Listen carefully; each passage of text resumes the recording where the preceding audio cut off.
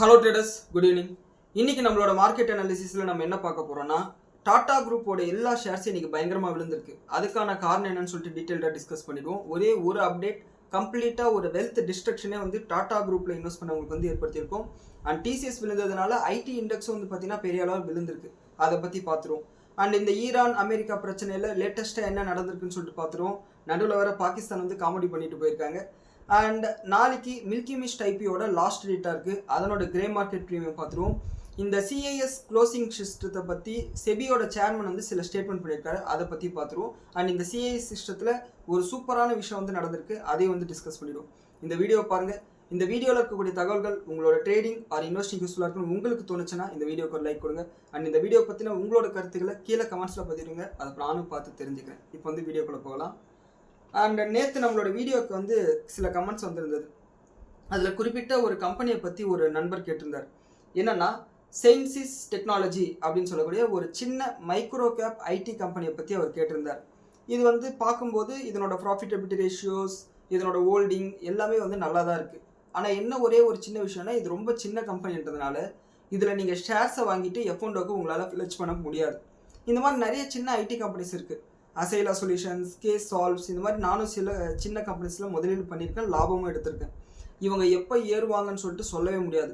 வருஷ கணக்கில் சும்மா வந்துட்டு ஒரே நாளில் 20%, ஒரே வாரத்தில் 100% கூட ஏறக்கூடிய வாய்ப்புகள் இருக்கக்கூடிய கம்பெனி தான். பெரிய இன்வெஸ்டர் எப்போ இந்த கம்பெனியை வந்து திரும்பி பார்க்குறாங்களோ அப்போ தான் இதில் வந்து மூவ்மெண்ட் இருக்கும். ஸோ அதை வந்து மறுக்க முடியாது.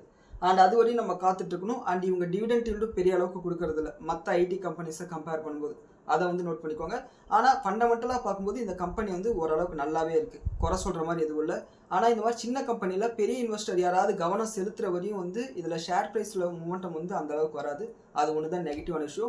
இது எஃப்என்டோக்கும் நீங்கள் ஃப்ளெச் பண்ண முடியாததுனால உங்களால் பெருசாக இது யூஸ் பண்ண முடியாது. வெறும் கேபிட்டல் அப்ரிஷியேஷனுக்காக நீங்கள் காத்துட்ருக்கிற மாதிரி இருக்கும். அண்ட் இன்னும் சில கமெண்ட்ஸ் என்னென்னா, நீங்கள் பேசும்போது பின்னாடி ஸ்க்ரீனில் வந்து இந்த ஷேர்ஸோட பேர் போடுறதோ இல்லைன்னா ஏதாவது ஒரு ஒயிட் போர்டில் வந்து ஒரு எழுதியாவது போடுங்க அப்படின்ற மாதிரி சொன்னாங்க. விஷயம் என்னன்னா, நம்ம தமிழ் ஸ்டாக் மார்க்கெட் கம்யூனிட்டியில் வந்து இந்த மாதிரி வீடியோஸ் போடுறவங்க வந்து பெரும்பாலும் வந்து டீமாக இருப்பாங்க. அப்படி இல்லைன்னா ஃபுல் டைமாக இந்த வீடியோஸ் வந்து போடுவாங்க. அதனால் அது பண்ண முடியலாம். ஆனால் நான் வந்து ஒரு இண்டிவிஜுவல் வேலைக்கு போயிட்டு வந்து ஈவினிங்கில் நான் பார்க்கக்கூடிய செய்திகளை வந்து அப்படியே வந்து உங்களுக்கு வந்து நரேட் பண்ணுறேன். நீங்கள் பார்த்தீங்கன்னா நம்ம மே மாதத்துக்கு அப்புறம் நம்மளோட வீடியோஸில் வந்து எடிட்டிங்கே நம்ம ஸ்டாப் பண்ணிட்டோம். காரணம் என்னென்னா, மே மாதத்துக்கு அப்புறம் வந்து ரிசல்ட்ஸ் வந்து அதிகமாக வர ஆரம்பிச்சது ஒன்று. அது இல்லாமல் எனக்கு வந்து வேலைப்பளு கொஞ்சம் அதிகமாகிட்டு இருந்தது. எடிட்டிங்குன்னு ஆரம்பித்தோம்னா 2 மணி நேரம் பக்கத்தில் ஆகும். நம்ம வந்து அந்த தம்ப்நெயில் எடுக்கிறதோ சரி, நடுவில் வந்து கேப்பெல்லாம் கட் பண்ணுறதோ சரி. அப்புறம் தான் ஒரு விஷயத்தை புரிஞ்சுக்கிட்டேன். நாம் வந்து அவதார் படம் ஒன்றும் எடுக்கலை, நம்ம சினிமாவை எடுக்கிறோம். இதில் எடிட்டிங்கெல்லாம் நம்ம எதுவும் பண்ண வேண்டிய அவசியம் இல்லை. செய்திகளை சொல்கிறோம். இந்த செய்திகளில் இருக்கக்கூடிய கருத்தை பயன்படுத்திட்டு லாபம் சம்பாதிக்கிறதுக்கு எல்லாருமே முயற்சி பண்ண போகிறோம், அவ்வளோதான். ஸோ செய்திகளை தெளிவாக கொடுப்போம், டீட்டெயில்டு அனாலிசிஸ் கொடுப்போம். இந்த எடிட்டிங்காக செலவு பண்ணுற டைமை கண்டென்ட்டில் ஃபோக்கஸ் பண்ணணும்னு சொல்லிட்டு நம்ம மாற்றிட்டோம். அதனால தான் ஸோ இது ப்ராக்டிக்கலாக வந்து சாத்தியம் இல்லாத ஒரு விஷயம். ஏன்னா ஃபுல் டைம் வீடியோ கிரியேட்டராக இருந்தால் எடிட்டிங்கில் வந்து நம்ம 2 மணி நேரம் 3 மணி நேரம் ஸ்பெண்ட் பண்ணலாம்.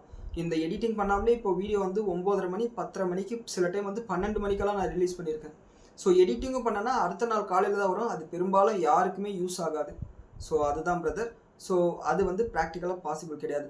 பெரும்பாலும் வந்து தெரிஞ்ச கம்பெனிஸாக வந்து நான் பேர் சொல்லிடுறேன், தெரியாத கம்பெனிஸாக நான் ஒரு முறை ஸ்பெல்லிங்கும் சொல்கிறேன். ஸோ உங்களுக்கு கம்பெனியோட பேரை கண்டுபிடிக்கிறதுல பெரிய டிஃபிகல்ட்டி இருக்காது. இது என் சைட்லேருந்து ஒரு சொல்யூஷனாக நான் வந்து உங்களுக்கு கொடுக்குறேன். அண்ட் ஃபஸ்ட்டு செக்மெண்ட் எடுத்துக்கிட்டோம்னா, இந்த ஜியோபொலிட்டிக்கல் இவெண்ட்ஸு, ஈரான் அமெரிக்கா பிரச்சனையில் பெருசாக எந்த விதமான சொல்யூஷனும் ஏற்படலை. அதே சமயம் ஈரானும் சரி அமெரிக்காவும் சரி பெருசாக தாக்குதல்களையும் ஈடுபடலை. இது ஒரு நல்ல விஷயமாக பார்க்கலாம். இவனுக்கு இப்படியே எத்தனை நாள் தான் வெயிட் பண்ணிட்டு இருக்க போகிறாங்கன்னு சொல்லிட்டு நம்ம பார்க்கலாம். என்னதான் இவனுங்க அமைதியாக இருந்தாலும் ஈரானோட ப்ராக்சிஸ் ஹவுதிஸ் பார்த்தீங்கன்னா சவுதி மேலேயும் அதே மாதிரி மற்ற கப்பல்கள் மேலேயும் ஸ்டேட் ஆஃப் பாபல் மந்தியில் யார் போனாலும் அடிக்கிறாங்க. இவங்க மற்றவங்கள தான் அடிக்காங்கன்னு பார்த்தா அவங்களோட நாட்டில் இருக்கக்கூடிய ஏர்போர்ட்டு, துறைமுகங்கள் மேலேயெல்லாம் வந்து தாக்குதல் பண்ணிட்டு இருக்காங்க. இதனால் வந்து ஏமன் அரசாங்கம் யுனைடெட் நேஷன்ஸ் நீங்களாவது வந்து இவங்களை கட்டுப்படுத்துங்க, எங்களால் முடியல அப்படின்னு சொல்லிட்டு அவங்கக்கிட்ட போய் ஹெல்ப் கேட்குற அளவுக்கு போயிட்டாங்க. ஸோ ஒரு பக்கம் வந்து ஈரான் இந்த எல்லா ப்ராக்சிஸையும் ஆக்டிவேட் பண்ணி மத்திய கிழக்கு நாடுகளில் ஒரு அமைதி இல்லாத சூழ்நிலை வந்து உருவாக்குறாங்களோன்னு சொல்லிட்டு தான் நமக்கு தோணுது. அண்ட் அந்த அதர் ஹேண்ட் வந்து பார்த்தோம்னா, அமெரிக்காவும் நேற்று ஈரான்லேருந்து வந்த ஒரு கப்பலை வந்து அடிச்சிருக்காங்க. ஸோ இவங்களும் வந்து ஒன்றும் கம்மி கிடையாது. இன்னமும் கூட ஈரானோட கப்பல்கள் வெளியே போகாமல் அமெரிக்கா தடுத்து நிறுத்திட்டு இருக்காங்க. இதனால் க்ரூட் ஆயில் மார்க்கெட்டில் மிகப்பெரிய அளவுக்கு ஒரு பற்றாக்குறையும் வந்து ஏற்பட்டிருக்கு. இது இப்படி இருக்கும்போது பிரசிடென்ட் ட்ரம்ப் வந்து நேற்று ஒரு செய்தி ஊடகத்துக்கு கொடுத்த இன்டர்வியூவில் என்ன சொல்லியிருக்காருன்னா, ஈரான் எங்ககிட்ட ப்ரைவேட்டாக பேசும்போது ஒரு டீலுக்கு அக்செப்ட் பண்ணிட்டாங்க, ஆனால் அதை பப்ளிக்காக ஒத்துக்க மாட்டேன்றாங்க அப்படின்ற மாதிரி சொல்லியிருக்காங்க. பதிலுக்கு ஈரான் என்ன சொல்கிறாங்கன்னா, எங்களோட கண்டிஷன்ஸை அமெரிக்கா ஒத்துக்கிற வரையும் ஸ்டேட் ஆஃப் ஹார்மோஸ் மூடி தான் இருக்குன்னு சொல்லியிருக்காங்க.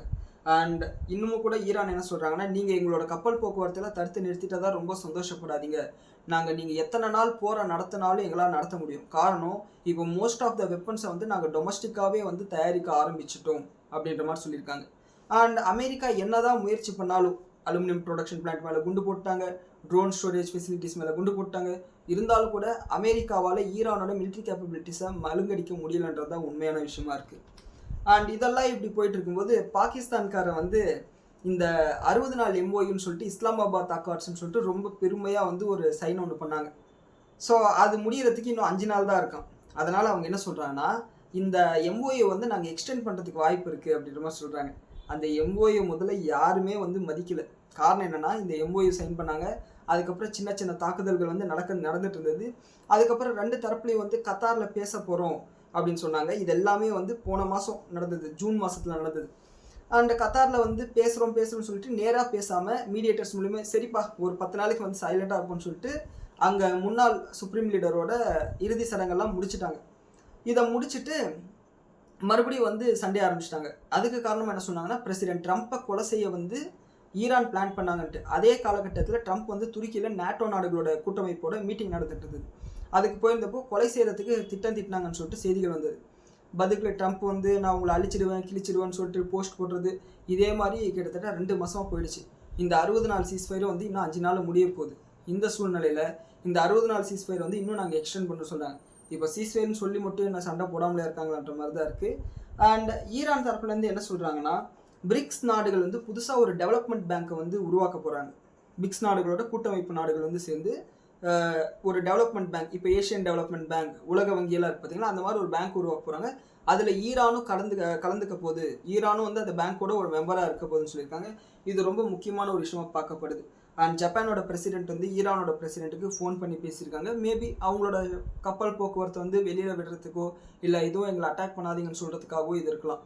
அண்ட் இன்னமும் கூட ஸ்டேட் ஆஃப் ஹார்மஸில் ஏகப்பட்ட இந்திய மாலுமிகள் சரி உலகத்தில் இருக்கக்கூடிய பல மாலுமிகளும் மாட்டிக்கிட்டு தான் இருக்காங்க. இது வந்து ஒரு கன்சர்னாக தான் இருக்குது. அண்ட் ரஷ்யன் பிரசிடென்ட் புட்டின் வந்து என்ன சொல்லியிருக்காங்கன்னா, ஒருவேளை மேற்கத்திய நாடுகள் ஐரோப்பிய நாடுகள் வந்து ரஷ்யாவோட கப்பல்கள் ஏதாவது தாக்குனீங்கன்னா நாங்கள் மிகப்பெரிய அளவுக்கு பதில் தாக்குதலை ஐரோப்பிய நாடுகள் மேலே பண்ணுவோம்னு சொல்லியிருக்காங்க. அண்ட் அமெரிக்காவோட வைஸ் பிரசிடென்ட் ஜேடி வேன்ஸ் வந்து என்ன சொல்லியிருக்காருன்னா, உக்ரைன் வந்து இன்னும் சில நாட்களுக்கு காஸ்பியன் சீலையோ இல்லை பிளாக் சீலையோ இந்த ரஷ்யாவோட கார்கோ விசில்ஸையோ இல்லை டேங்கர் கண்டெய்னர்ஸோ அடிக்க வேணாம். காரணம், எனர்ஜி மார்க்கெட் வந்து ஆல்ரெடி வந்து டீஸ்டபிளைஸ் ஆயிருக்கு. இந்த நேரத்தில் நீங்களும் பஞ்சாயத்து பண்ணிங்கன்னா க்ரூட் ஆயிலோட எல்லாம் பயங்கரமாக ஏறிடும்னு சொல்லியிருக்காங்க. இதுவும் வந்து ஒரு கன்சர்னாக இருக்குது. அண்ட் இன்னொரு பக்கம் ஈரானோட ஐஆர்ஜிசி என்ன சொல்லியிருக்காங்கன்னா, அமெரிக்கா எங்கள் மேலே அணு ஆயுதத்தை போடுறதுக்கு பிளான் பண்ணிடாதீங்க தயவு செஞ்சு. காரணம், நீங்கள் 2ஆம் உலகப் போரில் நடந்த மாதிரிலாம் கிடையாது. நீங்கள் அணு ஆயுதத்தை போட்டிங்கன்னா உலகத்தில் இருக்கக்கூடிய எல்லா அமெரிக்கன் மிலிட்ரி பேஸஸையும் நாங்கள் கைப்பற்றுவோம், அதாவது சீஸ் பண்ணுவோம் அப்படின்ற மாதிரி சொல்லியிருக்காங்க. இது ஒரு மிகப்பெரிய ஒரு த்ரெட்டனிங்காக இருக்குது. இதில் 2 விஷயத்தை நம்ம வந்து டீகோட் பண்ணலாம். ஒன்று, இந்த மீடியேட்டர்ஸ் பேசும்போது நீங்கள் வழிக்கு வரலைன்னா அமெரிக்கா அணு ஆயுதத்தை போட்டுருவாங்கன்னு சொல்லிட்டு பயப்படுத்தியிருக்கலாம், அதுவாக இருக்கலாம். இல்லை உண்மையாகவே வந்து இவங்களுக்கு தகவல் வந்திருக்கலாம், அமெரிக்கா ஏதாவது அணு ஆயுதத்தை போடுறதுக்கு பிளான் பண்ணுறாங்கன்னு சொல்லிட்டு. ஏன்னா இது இப்படியே ப்ரொலாங்கிட்டே போனால் இதில் யார் ஃபஸ்ட்டு எதை பண்ண போகிறாங்கன்றதுலாம் வந்து கேள்விக்குறியாக இருக்குது. ஸோ வெயிட் பண்ணி பார்க்கணும். அண்ட் ட்ரம்ப் வந்து பண்ணுற அநியாயத்துக்கு எல்லையே இல்லைன்ற மாதிரி போயிட்டுருக்கு. என்னென்னா, இந்த ட்ரூத் சோஷியல் மீடியான்றது ட்விட்டருக்கு போட்டியாக வந்து கொண்டு வந்தது ட்ரம்ப். அதுக்கப்புறம் எலான் மஸ்க் வந்து ட்விட்டரை வாங்கிட்டு எக்ஸ்ன்னு சொல்லிட்டு பேரை மாற்றிட்டார். இந்த ட்ரூத் சோஷியல் மீடியாவில் ட்ரம்ப் வந்து போஸ்ட் போட்டு மார்க்கெட் வந்து மேனிப்புலேட் பண்ணுவார். அதை நம்ம பார்த்துக்கிட்டு தான் இருக்கோம். பிப்ரவரி 2ஆம் தேதி நைட்டு 10 மணிக்கு வந்து இந்தியாவுக்கும் அமெரிக்காவுக்கும் டீல் சைன் ஆகிடுச்சுன்னு சொல்லிட்டு அடுத்த நாள் 1000 பாயிண்ட் அளவுக்கு நிஃப்டி ரேலி ஆச்சு. இந்த ஈரான் அமெரிக்கா பிரச்சனையிலே வந்து பார்த்தோம்னா ஏகப்பட்ட போஸ்ட்டை போட்டு மார்க்கெட்டை மேனிப்புலேட் பண்ணிட்டு தான் இருக்கார். இதில் இந்த ட்ரூத் சோஷியல் பிளாட்ஃபார்மில் போடக்கூடிய இந்த போஸ்ட்டை வந்து முன்கூட்டியே உங்களுக்கு கிடைக்கணும்னா $1,00,000 ஒரு மாதத்துக்கு சப்ஸ்கிரிப்ஷன் கட்டுங்க, உங்களுக்கு முதல்ல வந்து தகவல் கொடுத்துருவோம், அதை வச்சு நீங்கள் ட்ரேட் பண்ணிக்கலாம்ன்ற மாதிரி சொல்லியிருக்காங்க. இதை கேட்டுட்டு 10 பேர் வந்து 10 ட்ரேடிங் ஃபர்ம்ஸ் வந்து இந்த $1,00,000 பர் மந்த் வந்து கட்டியிருக்காங்க.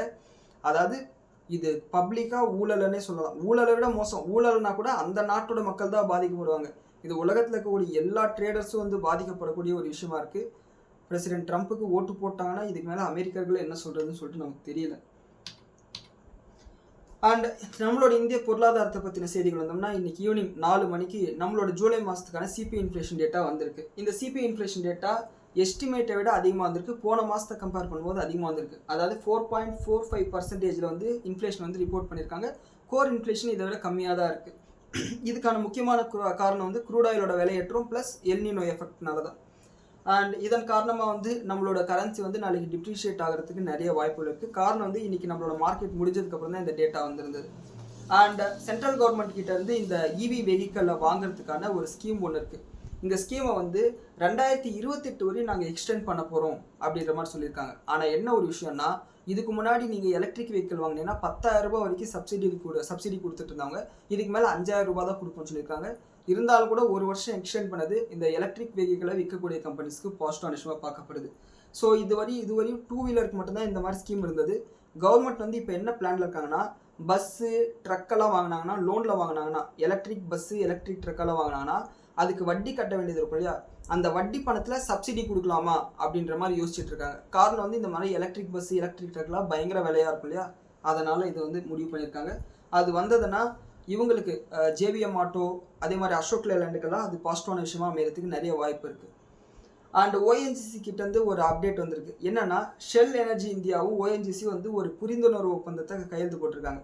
நம்ம போன வாரம் மார்க்கெட் அனாலிசிஸில் பார்த்துருந்தோம். கேபினெட் வந்து இந்த சமுத்ரா மந்தன் அப்படின்ற ஒரு ஸ்கீமுக்காக 84,000 கோடி வந்து ஒதுக்கியிருக்காங்கன்னு சொல்லிட்டு அப்ரூவல் கொடுத்துட்டாங்கன்னு சொல்லிட்டு, அந்த ஸ்கீம் படி டீப் வாட்டர் எக்ஸ்ப்ளோரேஷன் எல்என்ஜி இருக்கக்கூடிய கிணறுகளையோ இல்லை க்ரூட் ஆயில் கிணறுகளையோ கண்டுபிடிக்கிறதுக்கு இவங்க வந்து ஷெல் எனர்ஜி வந்து உதவ போகிறதா சொல்லியிருக்காங்க. யார் க்ரூட் ஆயில் எடுத்தாலும் சரி, அது மொத்தத்தில் இந்தியாவுக்கு விற்க போகிறாங்க. அது நம்ம பொருளாதாரத்துக்கு நல்லது. ஏன்னா இன்னமும் கூட நம்ம 90% க்ரூட் ஆயிலை இறக்குமதி தான் பண்ணுறோம். அண்ட் வரும் சில நாட்களில் வந்து கவர்மெண்ட் வந்து Hindustan Zinc, Hindustan Copper, Mazagon Dock, ஐஆர்சிடிசியில் வந்து ஓஎஃப்எஸ்ஐ இஷ்யூ பண்ணுறதுக்கு வாய்ப்பு இருக்குன்னு சொல்லிட்டு மணி கண்ட்ரோலில் ஒரு ரிப்போர்ட் ரிலீஸ் ஆயிருக்கு. இந்த கம்பெனிஸில் முதலீடு பண்ணியிருக்கவங்க இதை நோட் பண்ணிக்கோங்க. திடீர்னு இந்த ஓஎஃப்எஸ் பற்றின அப்டேட் வரும்போது ஷேர் ப்ரைஸ் வந்து 5%, 6%, 7% விழுந்துறதுக்கு வாய்ப்பு இருக்குது. அதை நோட் பண்ணிக்கோங்க. அண்ட் இன்னைக்கு மத்தியானத்துக்கு மேலே ஒரு செய்தி வந்திருந்தது. கர்நாடகா ஸ்டேட் கவர்மெண்ட் வந்து அடுத்த 1 வருஷத்துக்கு டொபாக்கோ நிக்கோட்டின் ப்ராடக்ட்ஸை நாங்கள் தடை செய்கிறோம் அப்படின்ற மாதிரி சொல்லியிருந்தாங்க. அண்ட் இதன் காரணமாக வந்து சிகரெட் சேல்ஸ் பண்ணக்கூடிய கம்பெனிஸ்க்கு வந்து ஒரு நெகட்டிவான விஷயமா இருக்கும்னு சொல்லிட்டு எல்லாருமே நினச்சாங்க. அப்புறம் கொஞ்ச நேரத்தில் வந்து இந்த தடை வந்து சிகரெட் வந்து உட்படுத்தாது, சிகரெட் இல்லாமல் மற்ற பொருட்களுக்கு தான் இது வந்து செல்லுன்ற மாதிரி சொல்லியிருக்காங்க. இது எப்படி ரோல் அவுட் ஆக போகுதுன்னு சொல்லிட்டு தெரியல, வெயிட் பண்ணி தான் பார்க்கணும். அண்ட் இருந்தாலும் கூட ஐடிசி வந்து இன்றைக்கி நெகட்டிவாக தான் இருந்தது. இந்த நியூஸ் வரதுக்கு முன்னாடி நெகட்டிவாக தான் ட்ரேட் ஆகிட்டு இருந்தது. அண்ட் இன்றைக்கி நம்மளோட மார்க்கெட் அனாலிசிஸ்க்கு வந்தோம்னா, இன்றைக்கி காலையில் நம்மளோட நிஃப்டி வந்து ஃப்ளாட் ஓப்பனாக தான் ஆச்சு 24,473. அங்கேருந்து ஒரு 200 பாயிண்ட் அளவுக்கு இருந்து 24,260 இந்த இடத்துல வந்து ஒரு சப்போர்ட் இருந்தது. இதை ஏற்கனவே வந்து நம்ம நிறைய முறை பேசியிருக்கோம், 24,260. ஸோ லாஸ்ட் ஒரு 1 hour முன்னாடி வரையும் ஒரு பயங்கரமான ஒரு கன்சால்டேஷன் இருந்தது. இந்த அளவுக்கு மார்க்கெட் வந்ததுக்கப்புறம் கரெக்டாக ஒரு 2:30 மணிக்கு மேலே ஒரு சடன் ரேலி. அது எதனால் வந்துச்சுன்னு சொல்லிட்டு சரியான எந்த நியூஸுமே இல்லை. சடனாக வந்து பேங்கிங் ஷேர்ஸ் எல்லாமே ஏற ஆரம்பிச்சது. குறிப்பாக வந்து பப்ளிக் செக்டார் பேங்க்ஸோட ஷேர்ஸ் வந்து பயங்கரமாக ஏற ஆரம்பிச்சது. அதுக்கு எந்த ஒரு ஸ்பெசிஃபிக்கான செய்தியும் வந்து என்னால் கண்டுபிடிக்க முடியல. ஸோ அதன் காரணமாக வந்து திடீர்னு நம்மளோட மார்க்கெட் வந்து ஒரு 100 பாயிண்ட் அளவுக்கு ரெக்கவர் ஆகுது. அதாவது 200 பாயிண்ட் விழுந்தது, 200 பாயிண்ட் விழுந்துட்டு அங்கேருந்து 100 பாயிண்ட் ரெக்கவர் ஆச்சு. அண்ட் 3.25 கிட்டத்தட்ட ஒரு 100 பாயிண்ட் ரெக்கவர் ஆகி 24,361 வந்து க்ளோஸ் ஆகுது. அண்ட் சிஎஸ் க்ளோசிங்கில் வந்து இன்னொரு 75 பாயிண்ட் அளவுக்கு இன்க்ரீஸ் ஆகி 24,436 வந்து க்ளோஸ் ஆகி முடிஞ்சது. கேப் அப்பில் க்ளோஸ் ஆச்சு. ரொம்ப முக்கியமான விஷயம் என்னென்னா, இந்த சிஏஎஸ்ல வந்து ஜீரோதா இண்டிகேட்டிவ் க்ளோசிங் அப்படின்னு சொல்லிட்டு ஒரு ஆப்ஷன் வந்து கொண்டு வந்துட்டாங்க. இதனால் வந்து அந்த சிஎஸ் க்ளோசிங் எங்கே க்ளோஸ் ஆகிறதுக்கு வாய்ப்பு இருக்குன்னு சொல்லிட்டு அது இண்டிகேட் பண்ணிக்கிட்டே இருக்குது.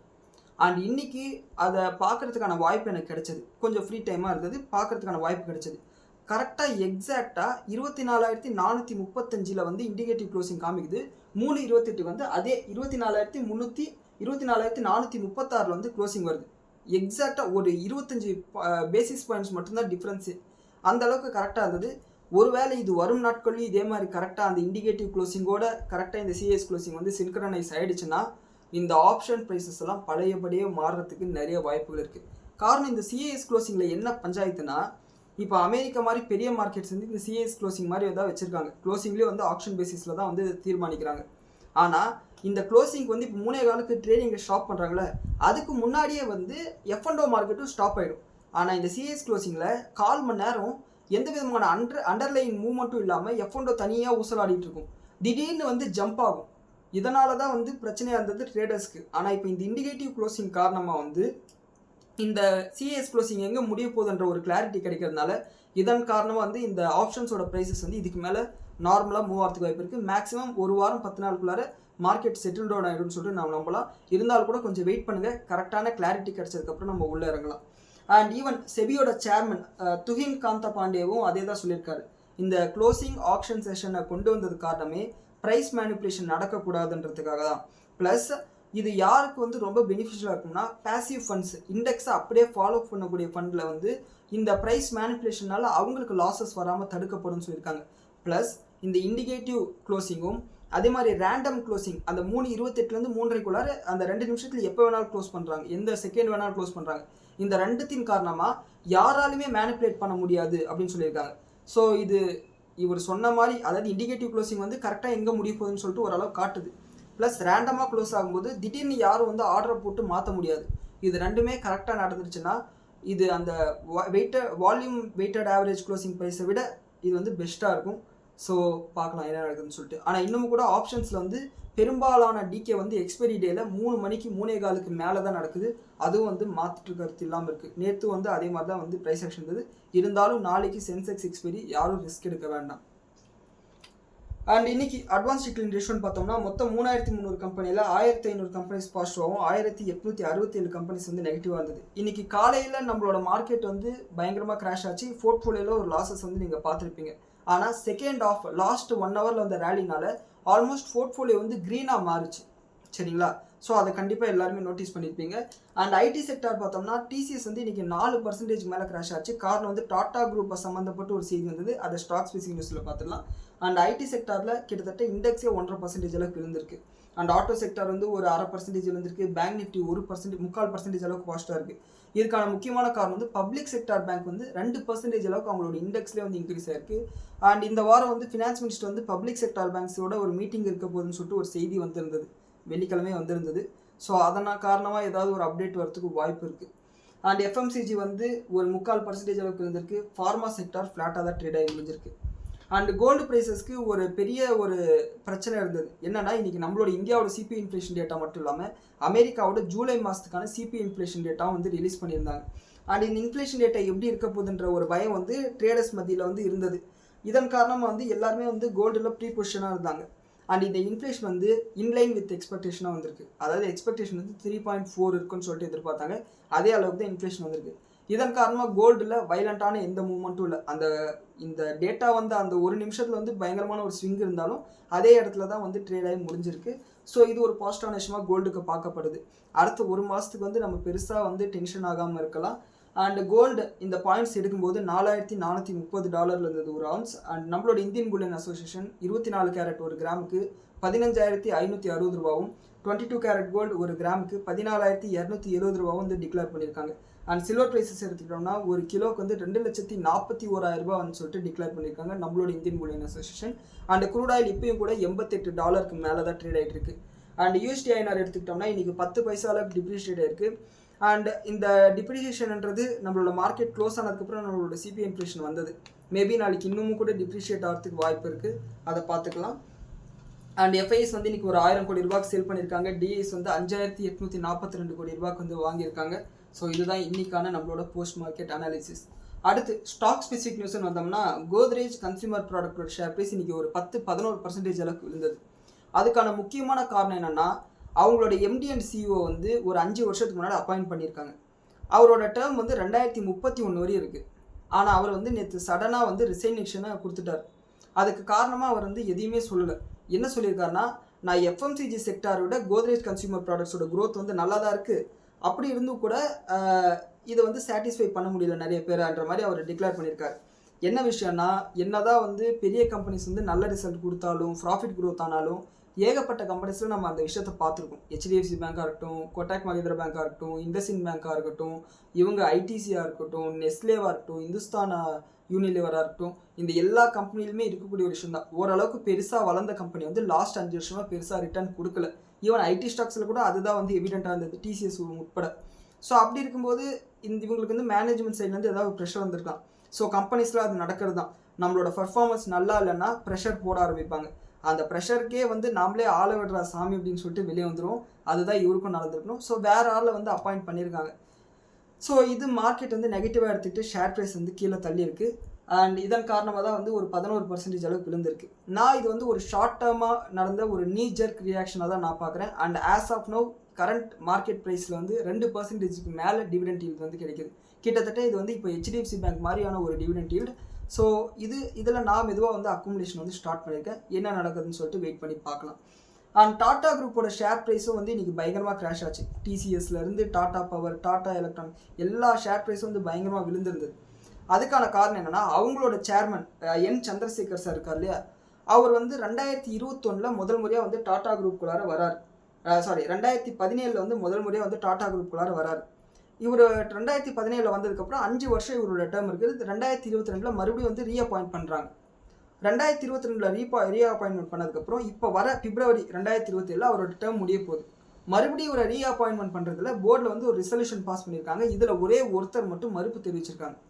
அதாவது ஒரு மனதாக என்னை தேர்ந்தெடுக்காத காரணத்தினால நான் போட்டி போட விரும்பலை அப்படின்னு சொல்லிட்டு இவர் சொல்லியிருக்காரு. இதை வந்து மார்க்கெட் நெகட்டிவாக எடுத்திருக்கு. காரணம் வந்து இவரோட லீடர்ஷிப்பில் வந்து டாடா குரூப் வந்து ஒரு பயங்கரமான வெல்த் கிரியேஷனே வந்து கிரியேட் பண்ணுது. அது மார்க்கெட் அப்போ சீப்பாக இருந்தது. அதுக்கப்புறம் வந்து கோவிடுக்கு அப்புறம் வந்து ஒரு குவான்டிடேட்டிவ் ஈஸ்னிங் நடந்தது. அதெல்லாம் ஒரு பக்கம் வச்சுட்டு பார்த்தாலும் கூட மிகப்பெரிய அளவுக்கு வெல்த் கிரியேஷன் வந்து டாடா குரூப்பில் வந்து 2017 இந்த 10 வருஷத்தில் நடந்திருக்கு. ஸோ இந்த மாதிரி ஒரு லீடர் வந்து அந்த கம்பெனியை விட்டுட்டு போகிறாங்கன்னும் போது மார்க்கெட்டுக்கு ஒரு பயம் வந்திருக்கும். அதனால தான் வந்து டாடா குரூப்போட ஷேர்ஸை வந்து போட்டு அடிச்சிருக்காங்க. ஸோ என்ன நடக்குதுன்னு சொல்லிட்டு வெயிட் பண்ணி பார்ப்போம். காரணம் என்னென்னா, அலெக்சாண்டர் சொன்னது இது. அது இங்கிலீஷில் எனக்கு சரியாக தெரியல, தமிழில் சொல்கிறேன் பாருங்கள். ஒரு சிங்கத்தோட கூட்டத்தை ஒரு ஆடு வழி நடத்தினா அதை பார்த்து நான் பயப்பட மாட்டேன். ஆனால் ஒரு ஆட்டு மந்தையை ஒரு சிங்கம் வழி நடத்தினா அந்த கூட்டத்தை பார்த்து நான் பயப்படுவேன்னு சொல்லிட்டு அலெக்சாண்டர் த கிரேட் சொல்லுவார்.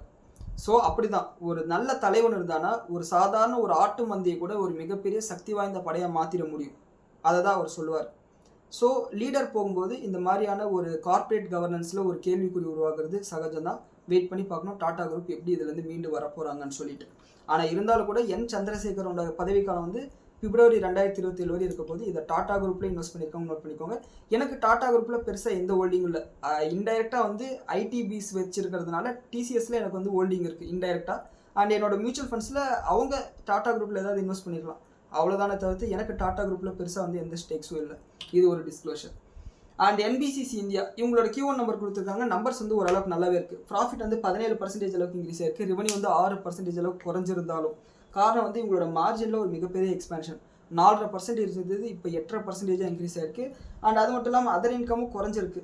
ஸோ இருந்தாலும் கூட ப்ராஃபிட் இன்க்ரீஸ் ஆயிருக்கு. இதுக்கு காரணம் மார்ஜின் எக்ஸ்பேன்ஷன் தான். இதை நோட் பண்ணிக்கோங்க.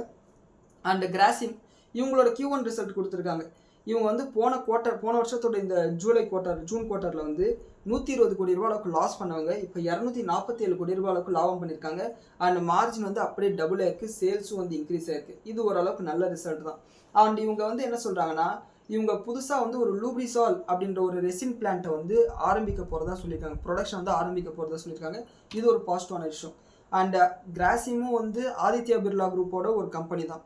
ஆனால் இந்த கம்பெனியில் முதலீடு பண்ணாமல் Aditya Birla retail ventures, Aditya Birla fashion இதிலெல்லாம் வந்து நிறைய நம்மளோட வியூவர்ஸ் வந்து முதலீடு பண்ணியிருக்கீங்க. நான் என்ன சொல்வேன்னா, மார்க்கெட்டில் இருக்கக்கூடிய முதல் 100 கம்பெனி 200 கம்பெனி எடுத்துக்கோங்க. அதில் நல்ல டிவிடெண்ட் கொடுக்கக்கூடிய கம்பெனியை வந்து தேர்ந்தெடுங்க. அதில் நம்ம வந்து தேட ஆரம்பித்தோம்னாலே ஏகப்பட்ட சான்சஸ் கிடைக்கும். நமக்கு தேவை வந்து ஒரு 30 40 கம்பெனி தான். இந்த 40 கம்பெனின்றது நம்மளுக்கு இன்டூ 3 போட்டுக்கோங்க. 120 கம்பெனிஸ். இந்த 120 கம்பெனிஸ் இருக்கக்கூடிய ஒரு வாட்ச் லிஸ்ட்டை நம்ம உருவாக்கிட்டோம்னா மாற்றி இவன் போனாவன் அவன் போனாவன்னு சொல்லிட்டு ஏதாவது ஒரு ஆப்பர்ச்சுனிட்டி வந்துகிட்டே இருக்கும். இன்றைக்கி பாருங்கள், கோத்ரேஜ் கன்சியூமர் ப்ராடக்ட் பயங்கரமாக விழுந்திருக்கு. டிசிஎஸ் விழுந்திருக்கு.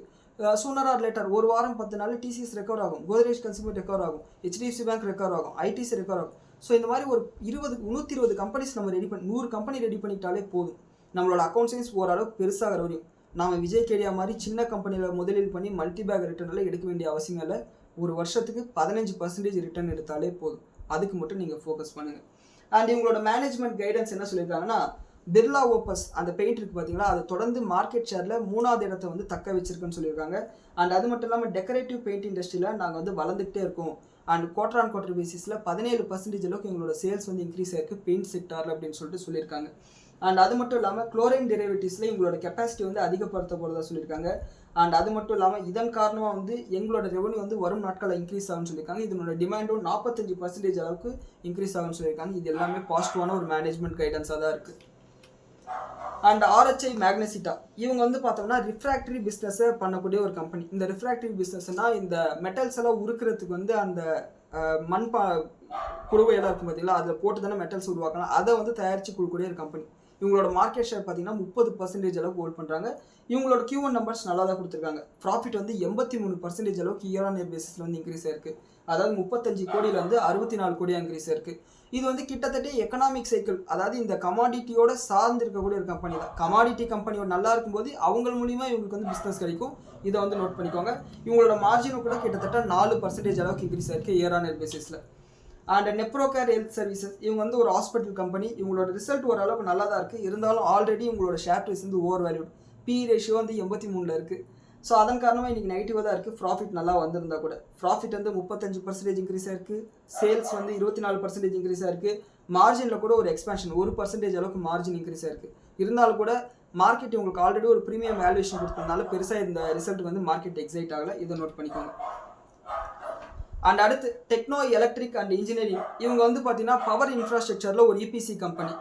இவங்களோட ப்ராஃபிட் வந்து குறைஞ்சிருக்கு. 2% அளவுக்கு இயர் ஆன் இயர் பேசிஸில் குறைஞ்சிருக்கு. ஆனால் ரெவன்யூ இன்க்ரீஸ் ஆயிருக்கு, எபிட்டா இன்க்ரீஸ் ஆயிருக்கு. அப்போ நெட் ப்ராஃபிட் மட்டும் எதனால் குறைஞ்சதுன்னா இவங்களோட அதர் இன்கம் வந்து 83 கோடியிலேருந்து 41 கோடி ரூபா அளவுக்கு குறைஞ்சிருக்கு. இந்த நாய் குறைக்கிறதுனால எதுவும் தப்பாக எடுத்துக்காதீங்க. அந்த நாய் ரோட்டில் வேறு ஏதாவது நாய் போனாலும் குறைக்கும். அதே மாதிரி யாராவது மனுஷங்க அவங்க பாட்டுக்கு அவங்க நடந்து போனாலும் குறைக்கும். யாரும் தப்பாக எடுத்துக்காதீங்க. அசோகா பில்ட்கான் இவங்களோட Q1 நம்பர் வந்து ப்ராஃபிட் வந்து 41% அளவுக்கு விழுந்திருக்கு. அண்ட் இவங்களோட ப்ராஃபிட் வந்து 227 கோடியிலேருந்து 127 கோடியாக குறைஞ்சிருக்கு. அண்ட் இவங்களோட ரெவன்யூ வந்து 21% குறைஞ்சிருக்கு. எபிட்டா வந்து 57% அளவுக்கு குறைஞ்சிருக்கு. இவங்களோட மார்ஜினில் ஒரு மிகப்பெரிய அளவுக்கு ஒரு ப்ரெஷரை பார்க்க முடிஞ்சது. என்னன்னா 32% இருந்த மார்ஜின் வந்து 17% குறைஞ்சிருக்கு. ஸோ இதை வந்து அசோகா பில்ட்கானில் நோட் பண்ணிக்கோங்க. இவங்க வந்து ஒரு இன்ஃப்ராஸ்ட்ரக்சர் கம்பெனி, கன்ஸ்ட்ரக்ஷன் கம்பெனின்னு நீங்கள் எடுத்துக்கலாம். அண்ட் அடுத்து மேன் இண்டஸ்ட்ரீஸ் இவங்களோட ரிசல்ட் வந்து நல்லா இருக்குது. ஷேர் ப்ரைஸ் இன்னைக்கு 7% அளவுக்கு இன்க்ரீஸ் ஆயிருக்கு. இவங்களோட ப்ராஃபிட் வந்து 27 கோடியிலேருந்து 62 கோடி, அப்படியே மோர் தேன் டபுள் ஆயிருக்கு. அண்ட் ரெவன்யூ வந்து 42% குறைஞ்சிருந்தாலும் மார்ஜின் வந்து அப்படியே டபுள் ஆயிருக்கு. 6%லேருந்து 13% இன்க்ரீஸ் ஆயிருக்கு ஆப்ரேட்டிங் ப்ராஃபிட் மார்ஜின். அண்ட் பாட்டா இந்தியா செருப்பு கம்பெனிக்கு பார்த்தீங்களா, இவங்களோட ப்ராஃபிட் வந்து 16% இன்க்ரீஸ் ஆயிருக்கு. ரெவன்யூ 4% இன்க்ரீஸ் ஆயிருக்கு. எபிட்டா 3% இன்க்ரீஸ் ஆயிருக்கு. எபிட்டாவும் சேல்ஸும் அந்த அளவுக்கு இன்க்ரீஸ் ஆகல. ஈவன் மார்ஜினில் ஒரு ப்ரெஷர் இருக்குது. அப்படி இருந்தாலும் கூட ப்ராஃபிட் வந்து 16% இன்க்ரீஸ் ஆனதுக்கு காரணம் வந்து அதர் இன்கம் வந்து அதிகமாக இருக்குது. அதுதான் காரணம். அண்ட் பிஇஎம்எல் இவங்களுக்கு வந்து HAL இந்துஸ்தான் ஏரோநாட்டிக்கல்ஸ் லிமிடெட் கிட்ட வந்து 184 கோடி ரூபா மதிப்புள்ள ஆர்டர் கிடைச்சிருக்கு. என்னன்னா லைட் காம்பேட் ஹெலிகாப்டருக்கு சில ஸ்ட்ரக்சர்ஸை உருவாக்கி கொடுங்க அப்படின்னு சொல்லிட்டு ஒரு ஆர்டர் வந்து இவங்களுக்கு கொடுத்துருக்காங்க. இது பிஇஎம்எலுக்கு ஒரு பாசிட்டிவான விஷயமா பார்க்கப்படுது. அண்ட் அடுத்து ஓலா எலக்ட்ரிக் இவங்களுக்கு வந்து ஒரு பாசிட்டிவான விஷயம். அது ஒன்று, அந்த எலக்ட்ரிக் வெஹிக்கிளுக்கு வந்து 5000 ரூபாய் கொடுக்க போகிறது, அடுத்த ஒரு வருஷத்துக்கு கொடுக்க போகிறதா கவர்மெண்ட் சொன்னாங்க. அது ஒரு விஷயம். இன்னொன்று, இவங்க பிஸ்னஸ் மாடல் இப்போ பேட்டரி செக்மெண்ட்டுக்கு மாறிட்டாங்க. அதான் அந்த பிஸ்னஸ் லைஃப் சைக்கிளில் இவங்க ரீஇன்வென்ஷன் பண்ணி வேறு செக்மெண்ட்டுக்கு போகிறாங்க. இதில் என்ன மேட்டர்னா, கவர்மெண்ட் வந்து இந்த ப்ரொடக்ஷன் லிங்க்டு இன்சென்டிவ் ஸ்கீமை அட்வான்ஸ்டு கெமிக்கல் சேல்ஸுக்கு வந்து கொடுக்கலாமா அப்படின்னு சொல்லிட்டு ஒரு ஆலோசனை இருக்காங்க. அண்ட் இவங்க வந்து அடுத்த 5 வருஷத்துக்கு வந்து இந்த அட்வான்ஸ்டு கெமிஸ்ட்ரி சேல்ஸில் வந்து இந்த PLI ஸ்கீமுக்கு வந்து கிளைம் பண்ணியிருக்காங்க. கிட்டத்தட்ட 7240 கோடி ரூபாய் இந்த PLI ஸ்கீமில் இவங்களுக்கு கிடைக்க போகுது. இது டைரெக்டாக இவங்களோட ஆப்ரேட்டிங் ப்ராஃபிட் மார்ஜின் இன்க்ளூட் ஆகும். ப்ராஃபிட்டும் வந்து இன்க்ரீஸ் பண்ணி கொடுக்கும். இது இவங்களுக்கு ஒரு பாசிட்டிவான விஷயம். இருந்தாலும் கூட இவங்க பிஸ்னஸ் எப்படி பண்ண போகிறாங்கன்னு சொல்லிட்டு வெயிட் பண்ணி தான் பார்க்கணும். அண்ட் அடுத்து எட்டர்னலுக்கு வந்து, அதாவது ஜொமேட்டோவுக்கு ஒரு நெகட்டிவான விஷயம் என்னென்னா, இந்த பிளிங்கிட்டில் வந்து பொருட்களை ஆர்டர் பண்ணுவாங்க இல்லையா, அந்த பொருட்களை சுத்தமாக வந்து கையாடலை, அதே மாதிரி ஸ்டோரேஜ் ஃபெசிலிட்டி நல்லா இல்லைன்னு சொல்லிட்டு ஏகப்பட்ட கம்ப்ளைண்ட் வந்து போய்கிட்டே இருக்குது ரெகுலராக. அது வந்து ஒரு மாதமாக நாமளே வந்து பேசி, அதனோட விளைவாக வந்து மகாராஷ்டிரா, கர்நாடகாவில் வந்து அங்கே இருக்கக்கூடிய ஃபுட் ரெகுலேட்டரி அத்தாரிட்டி வந்து என்ன பண்ணியிருக்காங்கன்னா இன்ஸ்பெக்ஷன் பண்ணியிருக்காங்க. அண்ட் அதில் ஏதாவது நெகட்டிவான ஸ்டெப் இருந்துச்சுன்னா ஜொமேட்டோட ஷேர் ப்ரைஸ் வந்து அடிவாகும். அதை நோட் பண்ணிக்கோங்க. அண்ட் அடுத்து மார்க்சன்ஸ் ஃபார்மா இவங்களோட ப்ராஃபிட் வந்து சூப்பராக இருக்குது. Q1 நம்பர்ஸ் பயங்கரமாக இருக்குது. என்னென்னா சேல்ஸ் 36% இன்க்ரீஸ் ஆயிருக்கு. ப்ராஃபிட் 3 மடங்கு அதிகமாக இருக்குது. அதாவது 58 கோடி லாபம் பண்ணவங்க 159 கோடி லாபம் பண்ணியிருக்காங்க. அதுக்கு முக்கியமான காரணம் 16% இவங்களோட மார்ஜின் வந்து 25% இன்க்ரீஸ் ஆயிருக்கு இயர் ஆன் இயர் பேசிஸில். மார்ஜினில் ஒரு மிகப்பெரிய எக்ஸ்பென்ஷன். அதாவது நீங்கள் இந்த ஃபார்மா கம்பெனியில் பார்த்தீங்கன்னா பெரிய கம்பெனி மட்டும்தான் ஒழுங்காக ரிசல்ட் கொடுக்கல. இந்த மிட் கேப் ஃபார்மா கம்பெனிஸ் எல்லாம் நல்ல ரிசல்ட் தான் கொடுத்துருக்காங்க. இதை நோட் பண்ணிக்கோங்க. அண்ட் அடுத்து ஜோதி லெபார்டரிஸ், இவங்களோட ரிசல்ட் வந்து எதிர்பார்த்தது தான், வீக்காக தான் இருக்குது. காரணம் வந்து அந்த என்கோவோட பஞ்சாயத்து தான். அவங்களோட லைசன்ஸை கேன்சல் பண்ணாதனால டைரெக்டாக இவங்களோட பிஸ்னஸ் மேலே ஒரு இம்பாக்ட் இருக்குது. சேல்ஸ் 3% தான் இன்க்ரீஸ் ஆயிருக்கு வால்யூம் வைஸாக. அண்ட் அதே மாதிரி இவங்களோட நெட் ப்ராஃபிட் வந்து 97 கோடியிலேருந்து 47 கோடியாக குறைஞ்சிருக்கு. காரணம் வந்து இந்த என்கோவோட ப்ராடக்ட்ஸ் தான் வந்து ஹை ப்ராஃபிட் மார்ஜின் இருக்கக்கூடிய ப்ராடக்ட். அந்த ப்ராடக்ட் இல்லாததுனால, உதாரணத்துக்கு வந்து இந்த பேனா இந்த தைலம் இருக்குன்னு வச்சுக்கோங்களேன், இது வந்து 2 ரூபாய்க்கு விற்றா எனக்கு 1 ரூபா லாபம், 50% லாபம். இதே இந்த பேனா வந்து 10 ரூபா விற்றா எனக்கு 7 ரூபா லாபம்னா 70% லாபம். இப்போ இந்த பேனா தான் வந்து என்கோவோட ப்ராடக்ட், இவங்க வந்து எடுத்துகிட்டு போயிட்டாங்க. இப்போ இதை வச்சு மட்டும் பிஸ்னஸ் பண்ணுறதுனால இவங்களோட ப்ராஃபிட் மார்ஜின், ப்ராஃபிட் எல்லாமே குறைஞ்சிருக்கு. அதுதான் காரணம். ஆனால் ஆல்ரெடி மார்க்கெட்டுக்கு வந்து இந்த விஷயம் தெரியுன்றதுனால இன்றைக்கி ஷேர் ப்ரைஸ் வந்து பெரிய அளவில் இல்லை. அண்ட் இவங்களோட ஒரிஜினல் பிராண்ட்ஸை வந்து இவங்க வளர்க்காத வரைக்கும் இவங்களோட பழைய நிலைமைக்கு இவங்க வர்றது கொஞ்சம் கேள்விக்குறி தான். அதை வந்து நம்ம வெயிட் பண்ணி தான் பார்க்கணும். அண்ட் அடுத்து இந்துஸ்தான் ஏரோநாட்டிக்கல்ஸ், இவங்களோட ரிசல்ட் வந்து நல்லா இருக்குது. அண்ட் அனலிஸ்ட் எஸ்டிமேஷனில் நல்லா இருக்குது. சேல்ஸ் வந்து 14% அளவுக்கு இன்க்ரீஸ் ஆயிருக்கு. அண்ட் ப்ராஃபிட் வந்து 1384 கோடியிலேருந்து 1590 கோடி ரூபாய் அளவுக்கு, கிட்டத்தட்ட 15% அளவுக்கு இன்க்ரீஸ் ஆயிருக்கு. ஈவன் எபிட்டாவும் 19% அளவுக்கு இன்க்ரீஸ் ஆயிருக்கு. அண்ட் இவங்களோட மார்ஜின் வந்து 26%லேருந்து 27.5% வந்து இன்க்ரீஸ் ஆயிருக்கு. அண்ட் ப்ராஃபிட் அதிகமானதுக்கு காரணம் என்னென்னா மார்ஜின் எக்ஸ்பென்ஷன் தான். ஸோ அதை தவிர்த்து வேறு எதுவும் இல்லை. இது வந்து எதிர்பார்த்ததோட ஒரு நல்ல ரிசல்ட் தான். ஏன்னா வந்து ரீசெண்டாக வந்து சில ஆர்டர்ஸ் வந்து உங்களுக்கு கிடைக்கல, கவர்மெண்ட் வந்து சில ப்ராஜெக்டில் வந்து உங்களை சேர்த்துக்கலன்னு சொல்லிட்டு ஒரு செய்திகள் வந்து போயிட்டு இருந்தது. அது எல்லாத்தையும் தாண்டி ஒரு நல்ல ரிசல்ட் வந்து இவங்க கொடுத்துருக்காங்கன்னு சொல்லிட்டு நம்ம பார்க்கலாம். அண்ட் நாளைக்கு வந்து உங்களோட மேனேஜ்மெண்ட் கைடன்ஸ் வந்துடும். அதை பார்த்தோம்னா நம்மளுக்கு இன்னும் ஒரு பெட்டரான கிளாரிட்டி கிடச்சிடும். எனக்கு வந்து இந்த கம்பெனியில் வந்து ஹோல்டிங் இல்லை, எனக்கு டிஃபென்ஸ் செக்டாரில் பெரிய ஹோல்டிங் இல்லை. காரணம் வந்து டிஃபென்ஸ் செக்டார் 2019க்கு அப்புறமாவே மிகப்பெரிய ஒரு ஹையர் வேல்யூஷன்லேயே ட்ரேட் ஆகிட்டு இருந்தது. அதுக்கப்புறம் மறுபடியும் வந்து பிஇ எக்ஸ்பேன்ஷன் நடக்க அண்ட் அதனோட வேல்யூஷன் இன்னும் அதிகமாகிட்டே போனது. எனக்கு அதுக்கான சான்ஸே கிடைக்கல. ஸோ நீங்கள் யாராவது முதலீடு பண்ணியிருந்தீங்கன்னா இதை நோட் பண்ணிக்கோங்க. அண்ட் அடுத்து லென்ஸ்கார்ட் சொல்யூஷன், கண்ணாடி விற்கிற கம்பெனி, இவங்களோட சேல்ஸ் வந்து 43% இன்க்ரீஸ் ஆயிருக்கு. ப்ராஃபிட் வந்து அப்படியே 3 மடங்காக இன்க்ரீஸ் ஆயிருக்கு. காரணம் வந்து மார்ஜினில் ஒரு எக்ஸ்பேன்ஷன், 17%லேருந்து 22% மார்ஜின் இன்க்ரீஸ் ஆயிருக்கு. இது ஒரு நல்ல ரிசல்ட் தான். சேல்ஸ் அதிகமாக இருக்குது, at the same time margin increase ஆயிருக்கு. அதனால ப்ராஃபிட் வந்து அதிகமாக இருக்குது. அண்ட் டாடா மோட்டார்ஸ், இவங்களோட ஷேர் ப்ரைஸ் இன்றைக்கி வந்து நெகட்டிவாக இருந்தது. அண்ட் அதை தொடர்ந்து இவங்களோட ரிசல்ட் வந்து இப்போ தான் ரிலீஸ் பண்ணாங்க. இவங்களோட ப்ராஃபிட் வந்து 87% அளவுக்கு அதிகமாக இருக்குது. சேல்ஸ் 20% அதிகமாக இருக்குது. எபிட்டா வந்து 58% அதிகமாக இருக்குது. அண்ட் மார்ஜின் வந்து 12%லேருந்து 16% இன்க்ரீஸ் ஆயிருக்கு. அண்ட் மற்ற ஆட்டோ செக்டார் இருக்கக்கூடிய கம்பெனிஸ்க்கு வந்து ஒரு மார்ஜின் ப்ரெஷர் நம்மளால் பார்க்க முடியுது. அது டாடா மோட்டார்ஸில் இல்லைன்றது ஒரு பாசிட்டிவ் விஷயமாக பார்க்கப்படுது. அண்ட் அடுத்து ஆஸ்ட்ரால் லிமிடெட், இவங்களோட ரிசல்ட் வந்து நல்லா இருக்குது. அண்ட் இவங்களோட ரிசல்ட் வந்து நல்லா வந்ததுக்கான காரணம் மார்ஜினில் ஒரு எக்ஸ்பேன்ஷன் தான். இவங்களோட மார்ஜின் வந்து 13%லேருந்து கிட்டத்தட்ட 15% மார்ஜின் இன்க்ரீஸ் ஆயிருக்கு. சேல்ஸ் 16% இன்க்ரீஸ் ஆயிருக்கு. ப்ராஃபிட், அதாவது கிராஸ் ப்ராஃபிட் வந்து 25% இன்க்ரீஸ் ஆயிருக்கு. நெட் ப்ராஃபிட் வந்து 48% அளவுக்கு இன்க்ரீஸ் ஆயிருக்கு. இந்த ஆஸ்ட்ராவில் வந்து பைப்பை வந்து தனியாக பிரிக்க போகிறாங்க. இந்த ஆஸ்ட்ரா லிமிடெட் வந்து டிமர்ஜ் ஆக போகிறதா சில செய்திகள் போயிட்டுருக்கு. அதை பற்றின அப்டேட் வரும்போது நான் உங்களுக்கு அப்டேட் பண்ணுறேன். அண்ட் அடுத்து வாட்டெக் வெபாக், இவங்களோட ரிசல்ட் வந்து நல்லா இருக்குது. ஆனால் ஆல்ரெடி மார்க்கெட் வந்து இதை ப்ரைஸிங் பண்ணிடுச்சு. அண்ட் இவங்களோட ப்ராஃபிட் வந்து 65 கோடியிலேருந்து 90 கோடியாக, கிட்டத்தட்ட 35% பக்கத்தில் இன்க்ரீஸ் ஆயிருக்கு. அண்ட் ரெவன்யூ வந்து 21% இன்க்ரீஸ் ஆயிருக்கு. மார்ஜின் ஃப்ளாட்டாக தான் இருக்குது. ஈவன் அதர் இன்கம் கூட 11 கோடியிலேருந்து 58 கோடியாக இன்க்ரீஸ் ஆயிருக்கு. இது ஓரளவுக்கு நல்ல ரிசல்ட் தான். அண்ட் சன் டிவியோட ரிசல்ட் வந்து இன்றைக்கி கொடுத்துருந்தாங்க. ரிசல்ட் நல்லா இருக்குது. சேல்ஸ் மார்ஜின் ரெண்டுமே இன்க்ரீஸ் ஆயிருக்கு. சேல்ஸ் வந்து 13% இன்க்ரீஸ் ஆயிருக்கு. எபிட்டா வந்து 20% அளவுக்கு இன்க்ரீஸ் ஆயிருக்கு. மார்ஜின் வந்து 48%லேருந்து 50% இன்க்ரீஸ் ஆயிருக்கு. 2.5% மார்ஜின் இன்க்ரீஸ் ஆயிருக்கு. இது ஓரளவுக்கு நல்ல ரிசல்ட் தான். அண்ட் ரீசெண்டாக எலெக்ஷன் ரிசல்ட் வந்ததுக்கப்புறம் சன் டிவி வந்து பயங்கரமாக வந்து கீழே தள்ளியிருந்தாங்க. மேபி இந்த ரிசல்ட்டுக்கு அப்புறம் நாளைக்கு ஏறுமான்றதை நம்ம வெயிட் பண்ணி பார்க்கலாம். அண்ட் அடுத்து மில்கி மிஸ்டோட ஐபிஓ, இவங்களோட கிரே மார்க்கெட் ப்ரீமியம் வந்து இப்போதைக்கு 15% இருக்குது. அண்ட் ஐபிஓவில் சப்ஸ்கிரிப்ஷன் வந்து ஓவர் சப்ஸ்கிரைப் தான். அண்ட் நாளைக்கு தான் லாஸ்ட் டேட். நான் வந்து சப்ஸ்கிரைப் பண்ணுறேன். ஸோ ஆஸ் ஆஃப் நோ வந்து வெறும் 15% தான் கிரே மார்க்கெட் ப்ரீமியம். ஆனால் சப்ஸ்கிரிப்ஷன் வந்து ஹெல்த்தியாக இருக்கிறதுனால கிடைக்கிறதுக்கான சான்சஸ் கம்மி. ஸோ வெயிட் பண்ணி பார்க்கலாம். ஆனால் கிடைச்சா கூட ஒரு 15%ன்றது திடீர்னு அமெரிக்காவில் பிரசிடென்ட் ஏதாவது கிறுக்குத்தனம் பண்ணாருன்னா மார்க்கெட் வந்து நெகட்டிவாக இருக்கும். அப்போ வந்து இந்த ப்ரீமியம் வந்து குறையறதுக்கு வாய்ப்பு இருக்குது. ஸோ இருந்தாலும் நான் வந்து சப்ஸ்கிரைப் பண்ணுறேன், கிடைச்சா பார்த்துப்போன்ற மாதிரி. அண்ட் இப்போ நம்ம பேசிகிட்டு இருக்கும்போது க்ரூட் ஆயிலோட விலை மறுபடியும் $89 இருக்குது. அண்ட் நம்மளோட கிஃப்ட் நிஃப்டி வந்து கிட்டத்தட்ட ஒரு 50 பாயிண்ட் அளவுக்கு கேப் டவுன் சொல்லிட்டு காமிச்சிட்டு இருக்கு. அண்ட் அமெரிக்கன் மார்க்கெட்டில் டவ் ஜோன்ஸ் ஃப்ளாட்டாகவும், நாஸ்டாக் வந்து 1% அளவுக்கு பாசிட்டிவாகவும், S&P 500 வந்து 0.25% அளவுக்கு பாசிட்டிவாக இருக்குது. அண்ட் கோல்டு ப்ரைஸஸ் பார்த்தோம்னா மறுபடியும் கூல் டவுன் ஆயிடுச்சு. அதாவது இந்த US CPI இன்ஃப்ளேஷன் நார்மலாக வந்த உடனே $4,440 வரைக்கும் போனது. அண்ட் அதுக்கப்புறம் நம்மளோட பாயிண்ட்ஸ் எடுக்கும்போது $4,430 இருந்தது. இப்போ மறுபடியும் $4,414 வந்துருச்சு. ஸோ இதுதான் இன்னைக்கான மார்க்கெட் அனாலிசிஸ். அண்ட் நாளைக்கு உங்களுக்கு ஒரு ப்ராஃபிட்டபிளான டேயாக இருக்கிறதுக்கு என்னோட வாழ்த்துக்கள். அண்ட் இந்த வீடியோ பற்றின உங்களோட கருத்துக்களை கீழே கமெண்ட்டில் சொல்லுங்கள். நன்றி, வணக்கம், ஜெய் ஹிந்த்.